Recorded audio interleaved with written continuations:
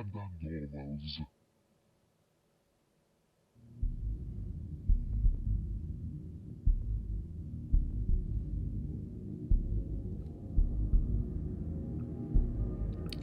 creature, wearing a blanket, locks a tight grasp on my head and neck. Sorry, but I have to kill you. Wow, what an introduction. This is Cataplexy, it's a horror visual novel. I've wanted to do some more visual novels for a while, and there's fuck all out that I want to play. So I decided to go back and find one. This one looks fairly interesting. I've had it in my library for a little while, so I thought, fuck it. Anyway, yes. I hope you guys don't mind me reading a bit. It's not super long, and hopefully it should be an enjoyable experience. Want to shout out our Patreon supporters, guys. They are super nomkins after all. Old Abe, you are a super nom, super fantastic, super amazing nommy nomkin. And we love you. Same goes for you, Reaper.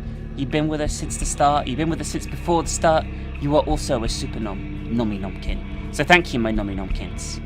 Really appreciate that. And I appreciate our producer Alice as well. Her links are on screen right now. You should show her some love, because she makes all of this possible with her amazing numbness, because she is numb. Secondly, let's get into the game. Check the settings first in case there's some like auto stuff. I don't really want that. Alright. Let's play. Please choose your preferred narration style, ironic or serious. I'm scared to click ironic.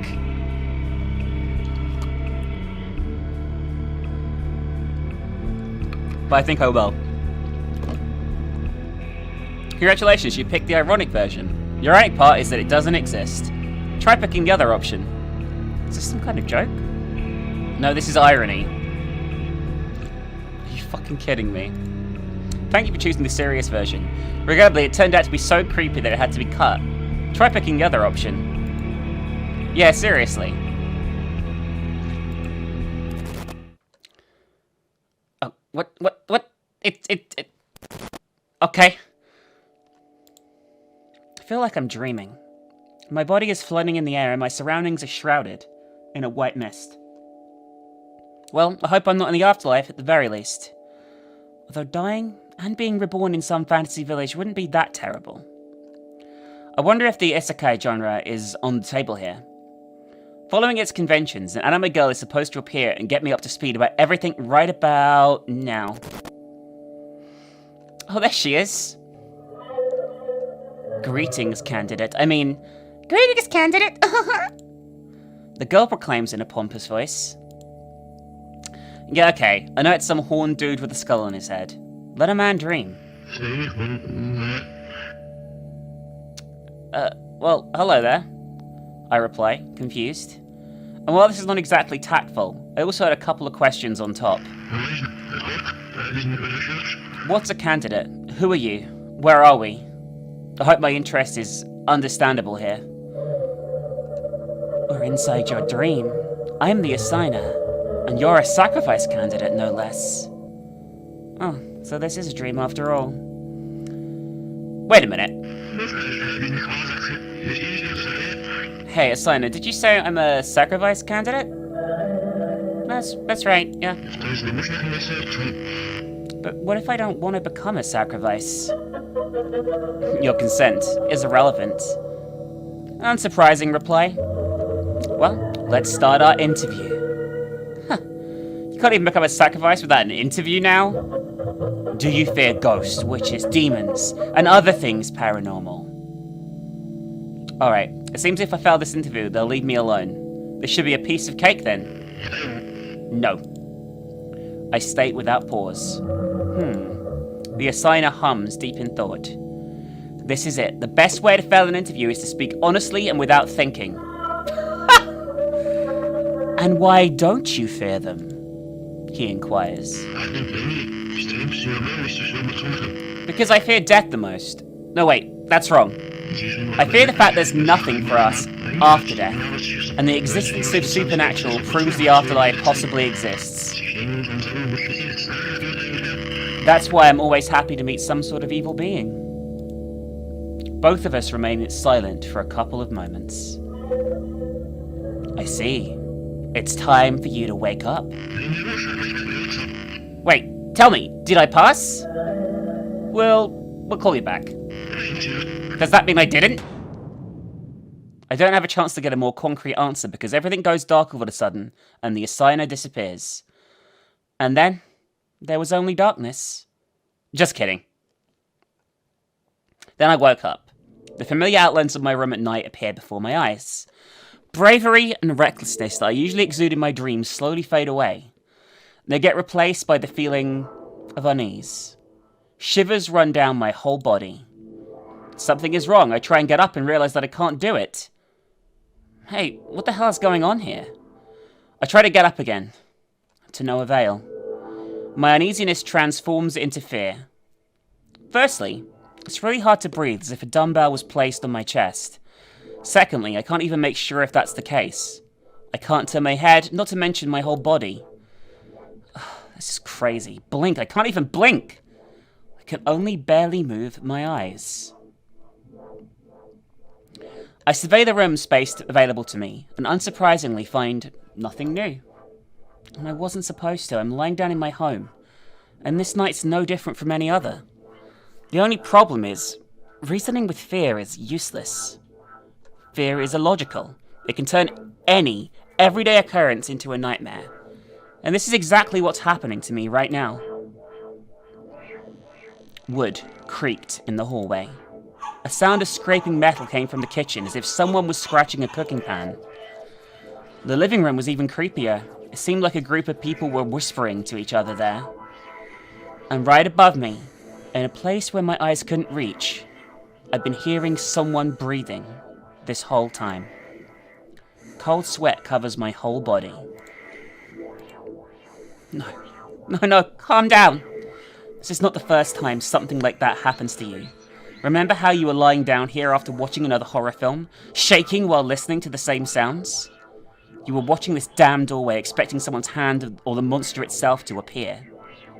Remember how you were counting down seconds until the dawn came in horrified anticipation, but nothing ever happened. Never ever, nothing ever happened. There's not a single concrete proof of encountering the paranormal out there. Do you really think you are the chosen one? Still, I've already said, fear cannot be negotiated with. I'll have to spend this night lying face up looking into the goosebumps-inducing darkness and anticipating the worst to come.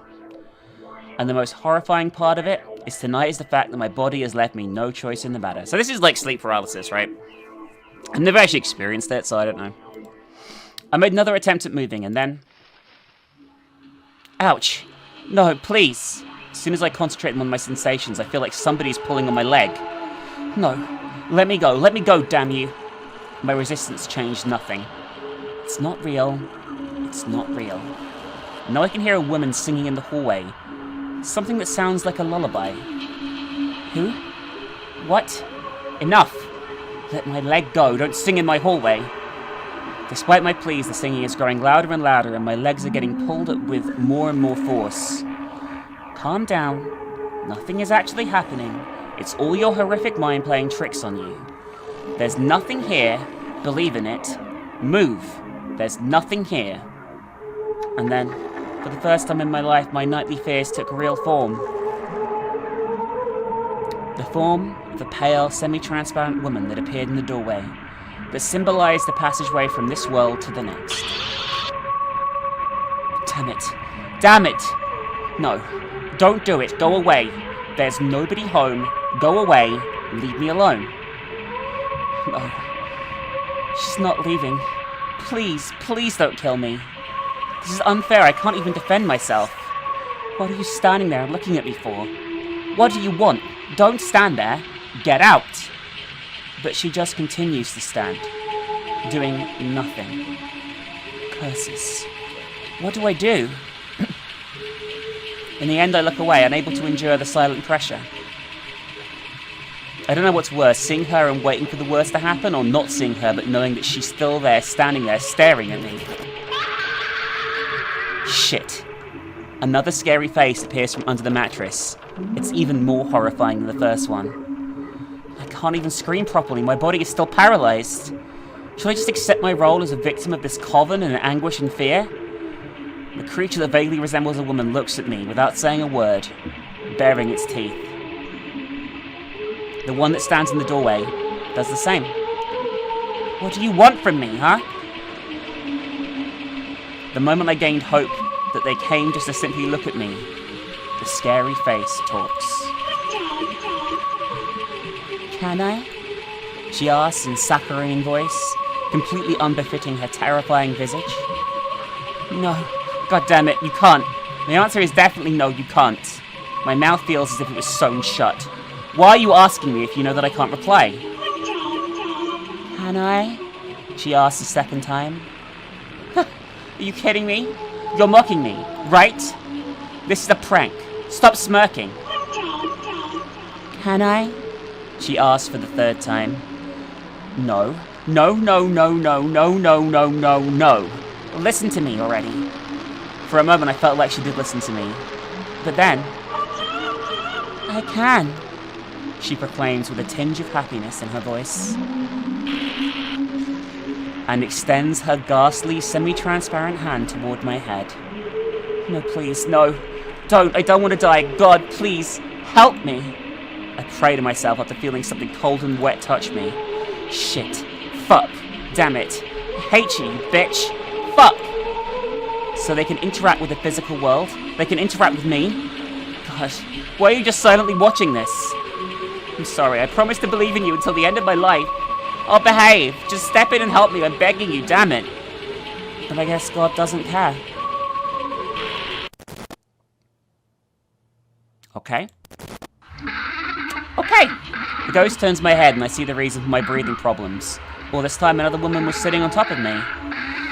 In this stream of madness, I still managed to note the third one is a bit prettier than the rest. And like her companions, she doesn't make me wait and get straight to the business. She raises her hand up high and rips into my solar plexus. A moment later, unbearable prickling pain travels up to my brain through my nerves. Damn it. I'm supposed to be paralyzed. Where the hell do I feel pain? This is straight up sadistic. The ghost girl keeps on giggling creepily, unaware of the suffering she causes me, and then opens up my ribcage. The sounds of cracking ribs and bubbling blood add to the cacophony. I'll have to redact the following description of my pain or this monologue will turn into a stream of unintelligible screams. The ghost girl started digging her hands into my chest, looking for some specific organ. And when she found it, she ripped it the hell out. That needed organ turned out to be my lungs. Weird choice. I thought it'd be my heart. She happily fiddles with it, but I can't understand whether she was studying it or showing it off to me. Sacrifice. Sacrifice. The face screamed, still holding my head so I wouldn't miss anything. Isn't it time for me to die, though? How long could a person be missing a couple liters of blood in their lungs live again? I definitely should be dead, but I guess they won't let me die until I watch this to the end. In the meantime, the show is still continuing. The ghost girl arches her back, tilts her head backwards, opens her mouth, and raises my lungs. Then she squeezes them and starts drinking the dark liquid that starts to flow out. The substance, black as soot, spills from her mouth and drips all over her body. Is my blood really this dark?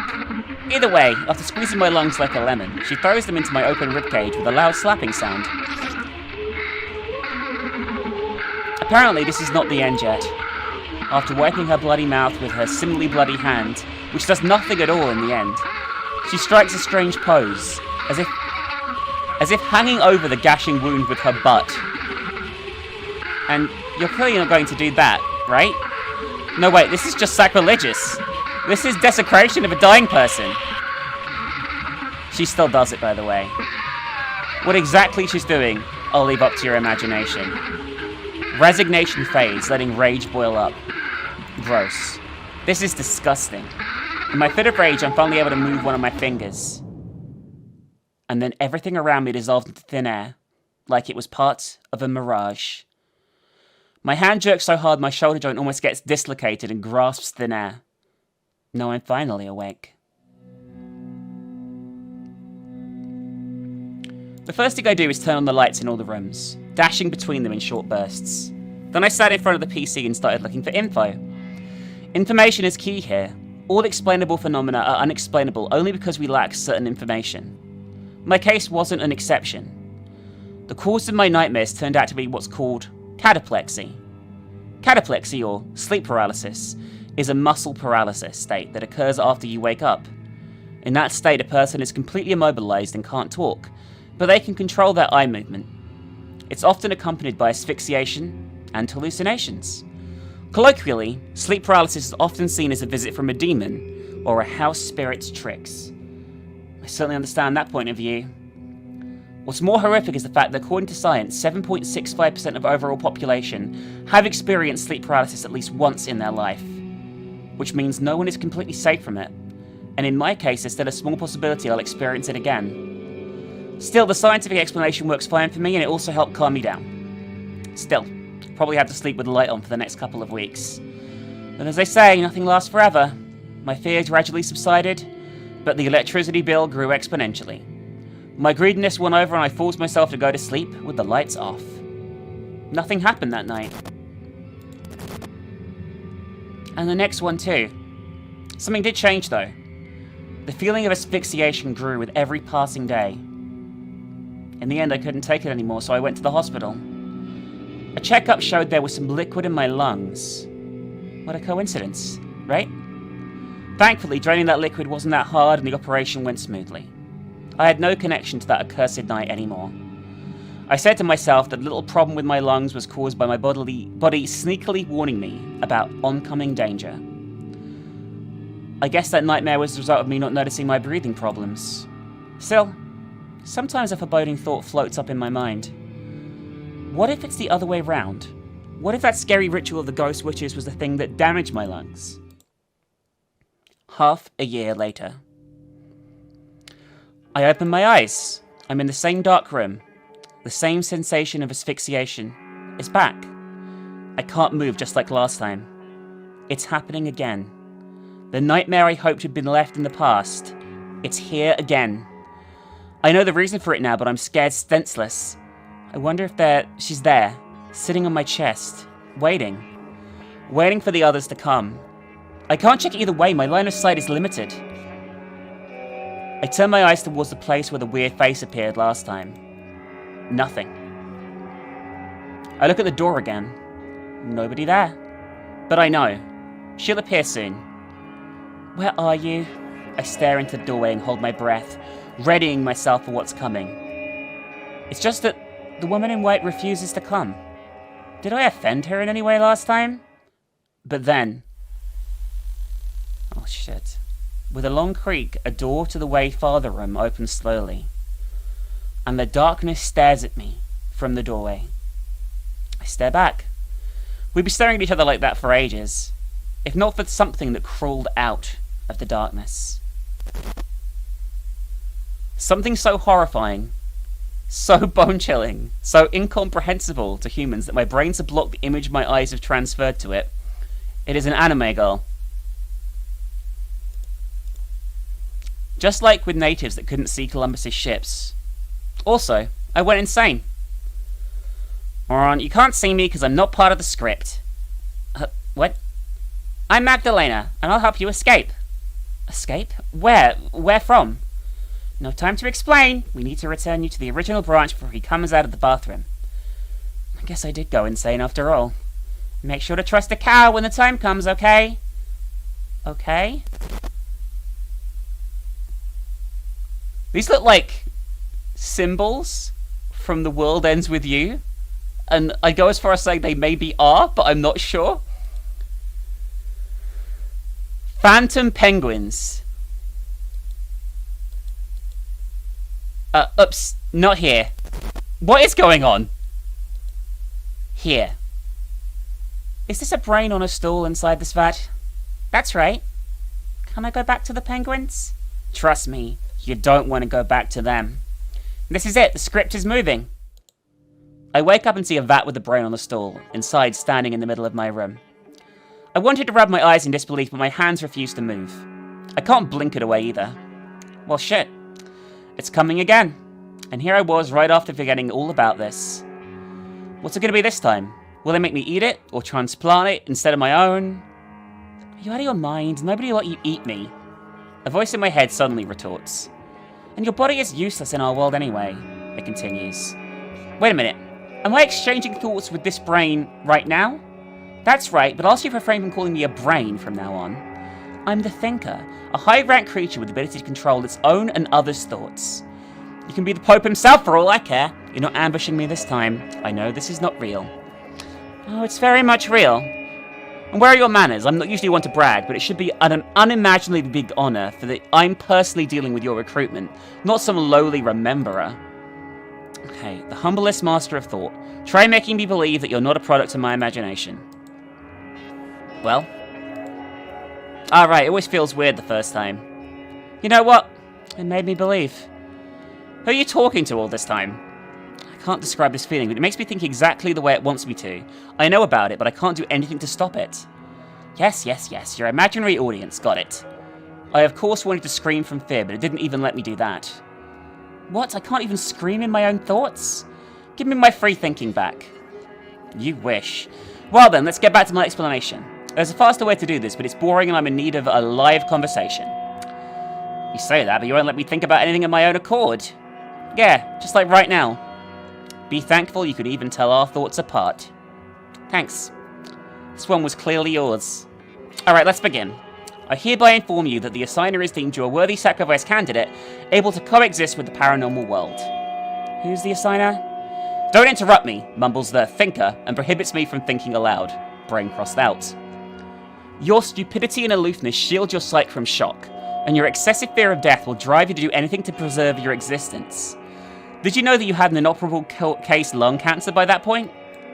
That's right, and the medic sisters came to rid you of it. Don't forget to thank them when you meet.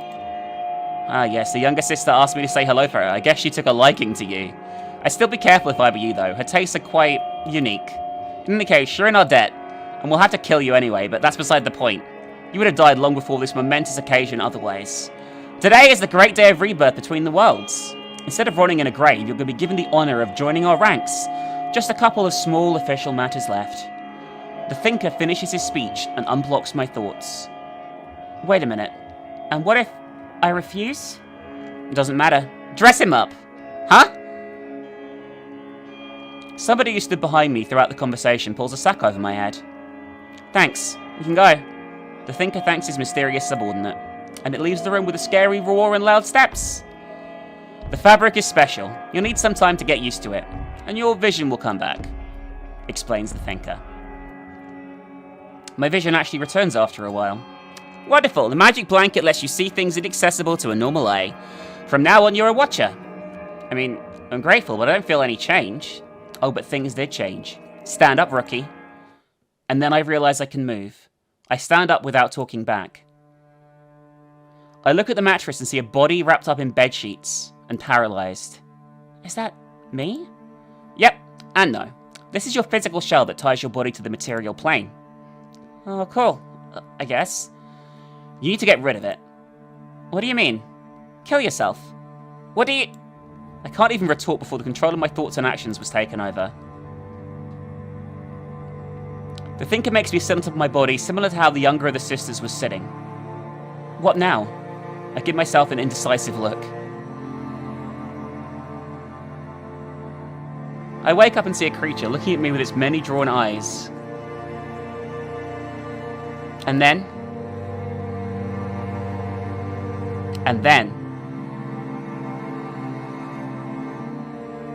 I lock the neck of my former body in a tight grasp and say... The creature locks a tight grasp on my neck and says...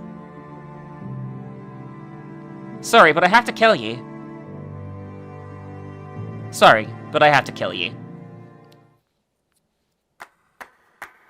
Oh, it's your birthday. What the fuck is this?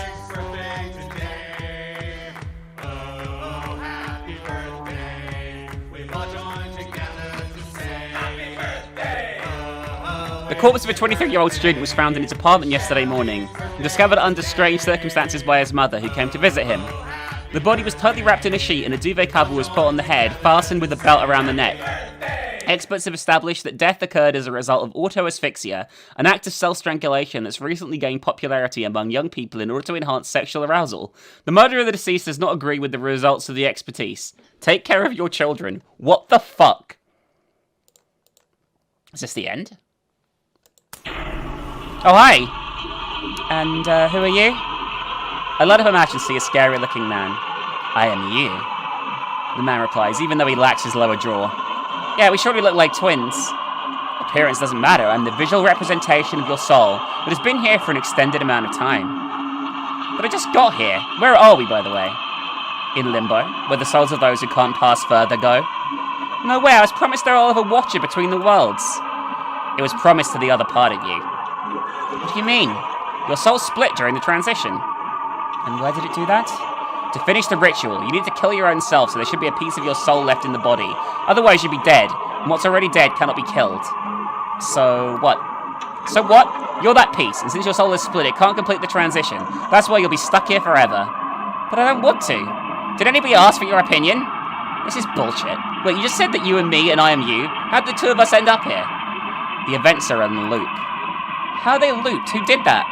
The assigner. He's scared of death, that he's okay with existing in this endless loop. And what about the rebirth? Was he unsatisfied with it? You lose all your memories of previous lives during the process. He considered it equal to death. A goddamn assigner. And why the hell does he need us? We are the assigner. Huh? At this point, I have absolutely no idea what's going on. We are the assigner. We found Zen during our first death and decided to keep on living. What the hell? Sounds like total bullshit. Why? Nothing adds up, that's why. Like, if this is a loop, where are the other pieces? There should be a whole legion of them here. I am the legion. Ah, decide on your identity already. Ha ha ha. I don't have to decide, I'll consume you just like all the others. Why? If I get the majority stake of the soul, I'll be able to get out of this limbo. Fuck that. I realise that I'm in trouble, so I blow up the match and run. But what now? How? Where to? I can hear the sound of the bastard steps resounding behind me. No, I won't give up. I need to run towards the light. But there's no light here! What do I do? I just heard a cow, and then I hear a loud mooing in the darkness. Is that a cow? Trust a cow when the time comes, said Magdalena. A certain sentence comes to mind. I don't remember who and when told me this, but I need to trust a cow. I have no other choice. I run towards the mooing. The sound is coming from the right now. I turn to the right. And now the left. I run to the left. From the front again. And then, when I was already almost ready to believe I'm chasing a mirage, I ram something soft. It's a cow! I hug it, but I still have no idea what I've achieved with this. How will it help me? Whatever. Hey cow, I trust you. Save me, cow! And at that moment, I teleport to some tundra with the appropriate sound. In front of me stands a girl in a red coat. We did it! We did what? Who are you? We escaped. I'm Magdalena. You'll soon remember me. Oh, whatever. I haven't been able to comprehend things for a while now. Tell me, though, will things be okay now? Yeah! Well, maybe not. To be continued. Maybe. That is the game. I actually quite like this. I thought it was like a fun, sometimes lighthearted, pretty well written, really, for like a little indie thing, and with some interesting visuals as well. If you want to check it out, there's a link in the description. And thank you for watching this video, guys. If you enjoyed, consider pledging to the Patreon. We are almost at our monthly goal. Help us hit it. Keep the vlogs coming exclusively over there and other cool stuff. Check it out. Anyway, everyone, I'll see you soon for more videos. Be nom, be fantastic. Stay nom, I guess. I don't know what else to fucking say. Stay nom. Bye.